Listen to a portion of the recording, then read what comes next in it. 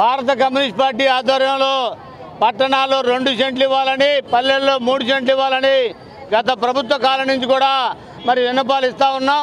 అర్జీలు పూర్తి చేస్తూ ఉన్నాం. అర్జీలన్నీ కూడా ఇప్పటికే సచివాలయాల్లో ఇవ్వడం జరిగింది.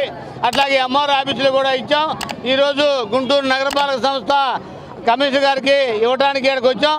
ఏదైతే జగన్మోహన్ రెడ్డి గారు సెంటు స్థలంలో మరి 1,80,000 రూపాయలతోటి మరి 32 లక్షల మందికి వారు ఇచ్చామని చెప్పారు.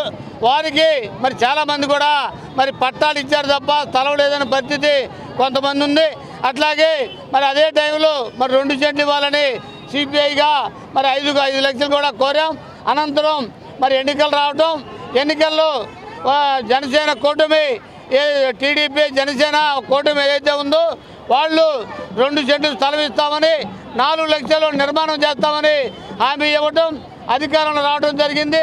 9 నెలలు అయినప్పటికీ వాళ్ళు పట్టించుకోని పరిస్థితుల్లో మరి సిపిఐగా మరి 2 సెంట్లు స్థలం ఇవ్వండి, మీరు చెప్పిన 4 లక్షలకి ఇంకో 1 లక్ష కలిపి అది కూడా రేట్లన్నీ పెరిగినాయి. కంకర, ఇసుక, గ్రావెలు ఇవన్నీ కూడా రేట్లు పెరిగినాయి కాబట్టి 5 లక్షలు ఇవ్వాలని కోరుతా ఉన్నాం. ఇప్పటికే నగరంలో మరి అనేక మంది దరఖాస్తులు కూడా మరి సచివాలయాలు ఇవ్వడం అయింది.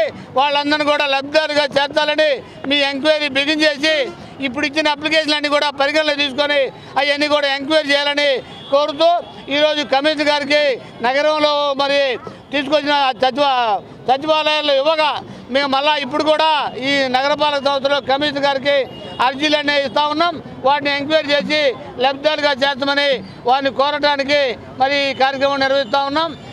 దీంట్లో మరి కమిషనర్ గారు శ్రద్ధ తీసుకొని ఈ అప్లికేషన్లన్నీ కూడా మరి ఎంక్వైరీ చేసి రీసీ చేపిస్తారని ఆశిస్తూ ఉన్నాం.